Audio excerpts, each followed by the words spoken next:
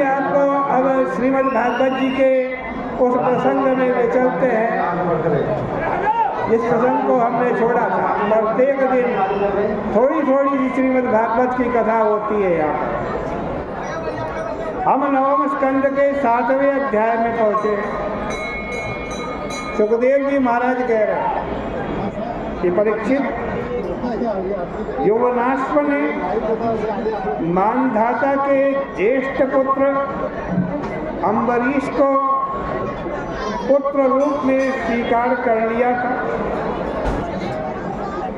उसका पुत्र हुआ यौवनाश्व और यौवनाश्व से हारीत हुआ। फिर यह वंश आगे चला। इसी वंश में पुरुपुत्र का जन्म हुआ। उनको नागों ने यह वर दिया था, यदि कोई उरुपुत्र ऐसा शब्द बोले तो नाग उसको नहीं काटेंगे। इसी वंश में आगे चल करके त्रिशंकु का जन्म हुआ। वह पिता के साथ चांडाल हो गया था, लेकिन विश्वामित्र के प्रभाव से ये सशरीर स्वर्ग में चला गया। इस वंश में जितने भी लोग हुए हैं, उनके जीवन में कोई न कोई विशेषता रही। यही कारण है त्रिशंकु के पुत्र हरिश्चंद्र हुए, जिनका चरित्र बहुत ही सत्यनिष्ठ है। उन्हीं के प्रसंग को लेकर के विश्वामित्र और वशिष्ठ में बहुत काल तक युद्ध हुआ।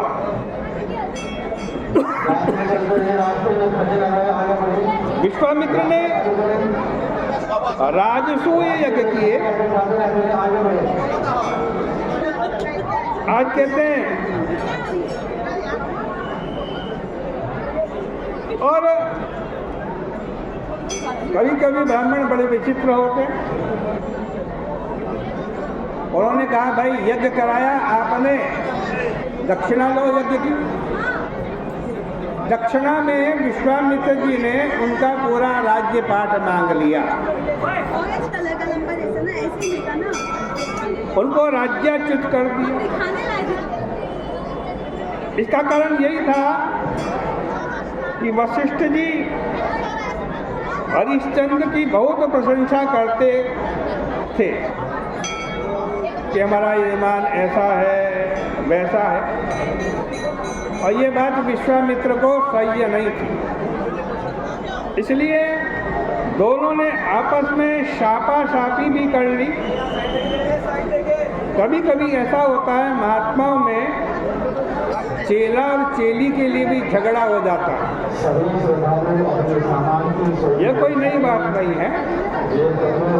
इस प्रकार हरिश्चंद्र का चरित्र पुराणों में विस्तार से है, और वो इतना विलक्षण है, इतना अद्भुत है कि उनको पढ़कर के बड़ा आश्चर्य होता है। लेकिन आपने जो हरिश्चंद्र की कथा सुनी है, उससे भिन्न कथा श्रीमद् भागवत में आती है। ये कथा आपने नहीं सुनी होगी, और प्रायः भागवतकार भी इस कथा को नहीं सुनाते। नई कथा, क्या कथा है?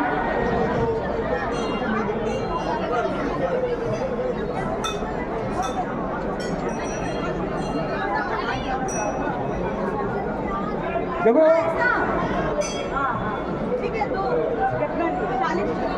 हरिश्चंद्र के कोई संतान नहीं थी।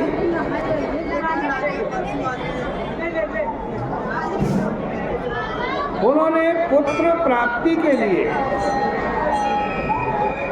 वरुण की शरण ली। वरुण देवता ने दर्शन दिए और कहा भाई तुम्हारे पुत्र तो होगा, लेकिन मेरे सामने प्रतिज्ञा करो, जो पुत्र होगा उसको मुझे बलि दोगे, उसका यजन करो।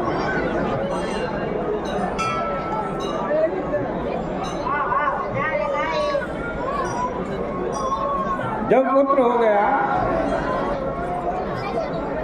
तो वरुण देवता आए, हरिश्चंद्र से बोले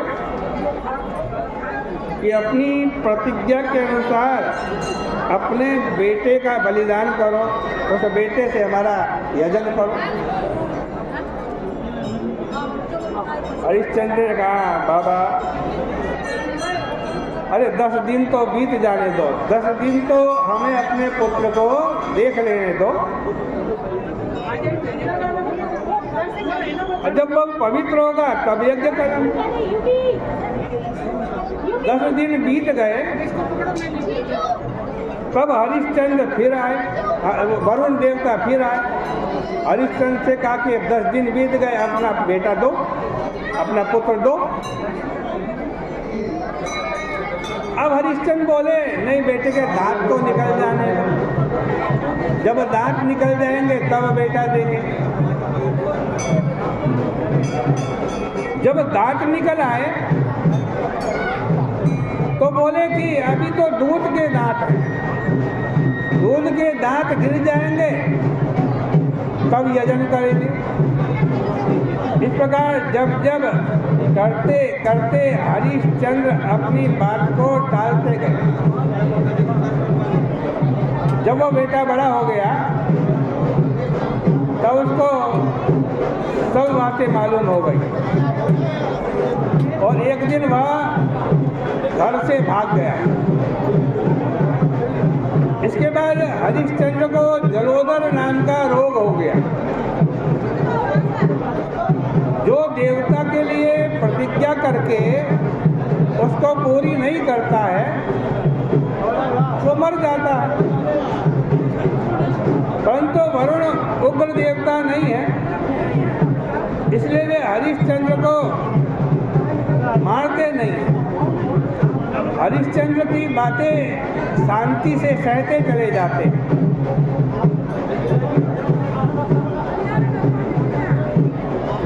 इधर जब आज विश्वामित्र का पुत्र रोहिताश्व अपने पिता के पास घर जाने की कोशिश करता, तब उसको रास्ते में इंद्र देवता वृद्ध ब्राह्मण का वेश बना करके मिलते और उसको रोक लेते। इसका कारण यही था कि वरुण देवता और इंद्र में शत्रुता थी, वैर था। उनके पारस्परिक युद्ध का भी वर्णन आता है। सिंधु नदी के इस बार वरुण की प्रधानता थी। इंद्र के प्रभाव क्षेत्र का नाम सारस्वत और वरुण के प्रभाव क्षेत्र का नाम सिंधु था। उत्तरे ब्राह्मण में चरैवेति ये मंत्र मिलता है, जिसका अर्थ है कि चले चलो चले चलो। जो चलता है उसको मधु की प्राप्ति होती है। चरण वही मधु विंदति। इस प्रकार के 5 मंत्र इंद्र ने रोहिताश्व के प्रति कहे। यही वैदिक कथा यहाँ पुराणों में आई है। इंद्र ने 5 वर्ष तक रोहिताश्व को रोका। 6ठे वर्ष जब रोहिताश्व को मालूम हुआ तो मेरे पिता को जलोदर रोग हो गया है, तब उसने अजी गर्त से उनके शुनशेब नामक मध्यम पुत्र को मोल ले लिया और फिर वहाँ आया। हरिश्चंद्र जलोदर रोग से मुक्त हो गए। उन्होंने वरुण आदि का यजन किया। इंद्र ने भी यज्ञ से संतुष्ट होकर उनको सोने का रथ दिया और अंत में सुनश्चेप छूट गया। यह कथा आगे आएगी। विश्वामित्र ने हरिश्चंद्र को तत्व ज्ञान का उपदेश किया था। जो लोग तत्व ज्ञान से दूर रहते हैं उनको ये बात जल्दी समझ नहीं आती कि मन को पृथ्वी में कैसे डाल दिया जाता है। लेकिन हमारा मन पृथ्वी से ही बना है। यह बिल्कुल पार्थिव है। पृथ्वी से पृथक अंतःकरण की कोई चीज नहीं है। देह के मरने पर तो अंतःकरण रहता है, लेकिन पृथ्वी से पृथक अंतःकरण नहीं रहता।